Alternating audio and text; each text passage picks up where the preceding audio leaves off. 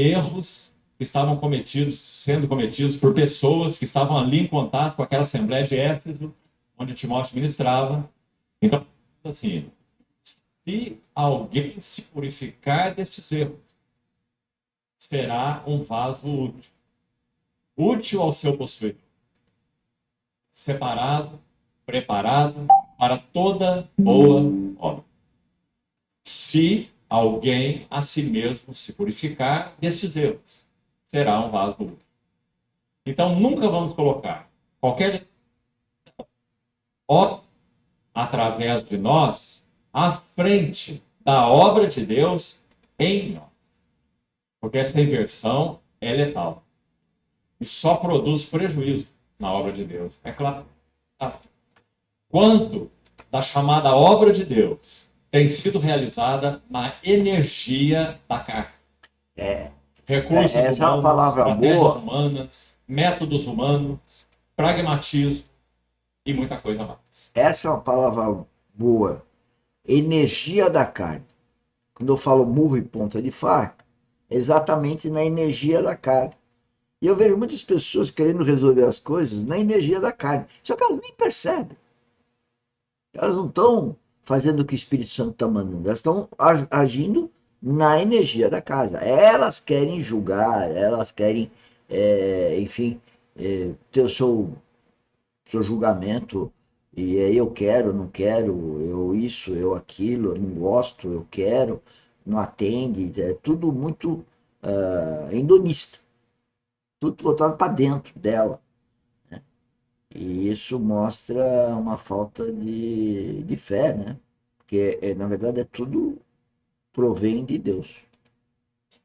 Energia da carne, imprestável para a obra de Deus. Então, Imprestável. que isso fica bem claro para os nossos corações. Agora vamos dar o primeiro passo, então. A energia da carne é imprestável. Mas eu posso falar isso para 100 pessoas, talvez 5 delas vão entender por revelação. Mas temos que falar. Jesus Cristo pediu para ir a todo mundo pregar o evangelho. Não é o que nós estamos fazendo aqui? Façam também. Compartilhem ou montem sua academia. Engraçado, tem gente que até critica o que a gente fala, mas não consegue compartilhar com os filhos, com a família, nosso trabalho. Veja, se nosso trabalho é nosso trabalho, é do reino de Deus. A pessoa se diz cristã, não compartilha, não participa do projeto, e ainda eu quero, eu não gosto, eu não interessa, é, é, é, vive no hedonismo. É tudo centrado nela, na família, no nome, nos valores sociais. Quer dizer, cadê Deus? Cadê Jesus Cristo? Em alguns aspectos, se for possível, veremos pelo menos 5 aspectos nessa manhã, se houver. O primeiro aspecto fundamental, base de todo, para que sejamos úteis na edificação de uma casa para Deus, nós carecemos, em primeiríssimo lugar, Eu já vou devagar. Para sermos úteis, para edificar a casa para Deus, de avançarmos na visão da glória de Cristo. na visão da glória de Cristo. Porque, paralelamente a ela, nós experimentaremos o que o apóstolo Paulo e outros, o apóstolo Paulo designou, e outros servos do Senhor também experimentaram na sua jornada muito claramente. Todos os autores bíblicos e muitos outros até hoje na história da igreja. A consequência de uma visão clara da glória decrescente é dores de parto. Agora, se vamos perceber o que nós acabamos de ler, o que está acontecendo com Daniel aí.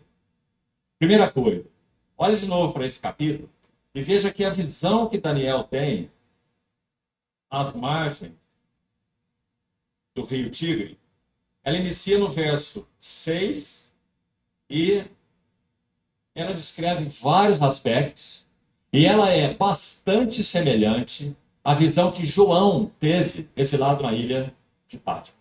Muito semelhante. Inclusive, ele fala sobre a voz de muita gente, estrondo de muitas águas, na palavra de João.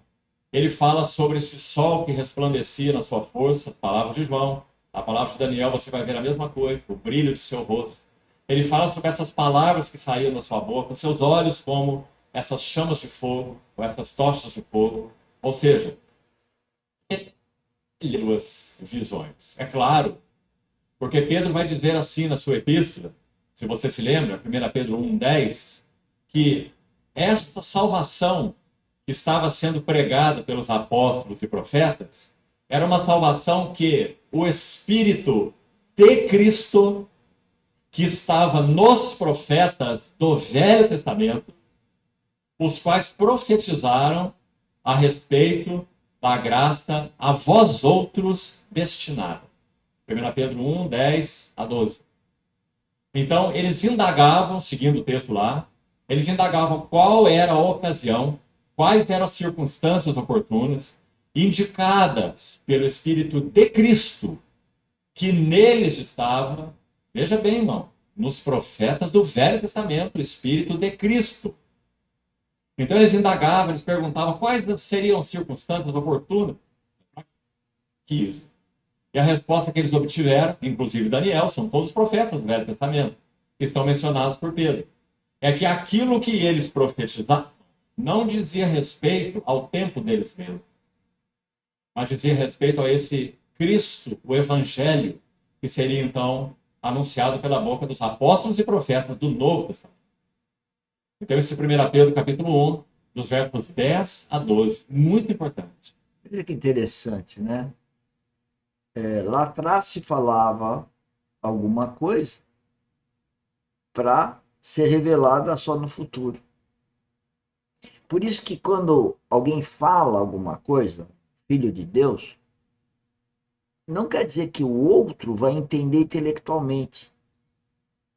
Ele pode até entender intelectualmente, mas a verdadeira revelação vem do Espírito Santo. E se o outro não tiver maturidade espiritual, aí ele não é revelado. Então a gente fala, o outro não entende. E esse é no meu caso, o dar murro e ponta de faca. Senhores, qualquer um quiser, eu conto as experiências que eu tenho com essa história de murro e ponta de faca. E por sinal, estão 2 anos que a gente grava aqui os mini treinamentos, e lá tem gravado alguns murros e ponta de faca. Por quê? Porque nós fazemos mini treinamento para quem trabalha conosco. Mas são os primeiros a rejeitarem. Eles não conseguem executar uma coisa que a gente fala, orienta. Eles não conseguem, não entendem, às vezes rejeitam e agridem. Não vão no workshop que eu estou disponível todo dia para tirar dúvidas. Não fazem pergunta. É a ação do inimigo na mente das pessoas. O inimigo atua na mente das pessoas, cegando as pessoas para uma vida espiritual, para elas não se converterem na vida espiritual. Então, como eu digo, ou nós temos uma admiração por um filho de Deus e escutamos esse filho de Deus com amor, aí talvez a gente tenha a revelação. Para que nós sabemos qual foi o Espírito que inspirou os profetas do Velho Testamento, e não só isso. Qual era o tema dos profetas do Velho Testamento. Você compreende, irmão? Por que nós temos que ter tanto cuidado com as Escrituras? Porque há um tema nas Escrituras. A glória de Cristo. É o ponto final. E ponto Esse final. É o tema. Se nós não a temos visto, se nós não a temos tocado, se não tidos com ela, nossos joelhos não têm dobrado em entrega, em consagração, não temos conhecido o Cristo das Escrituras. Podemos conhecer as Escrituras. Examinai as Escrituras, porque podemos conhecer as Escrituras, mas nós não temos vivência com Cristo. Amadurecimento com Cristo. O cristão não cresce em nós. O Espírito Santo não enche, não consegue dirigir-nos para Cristo. Esse é o problema. Gás, ter nelas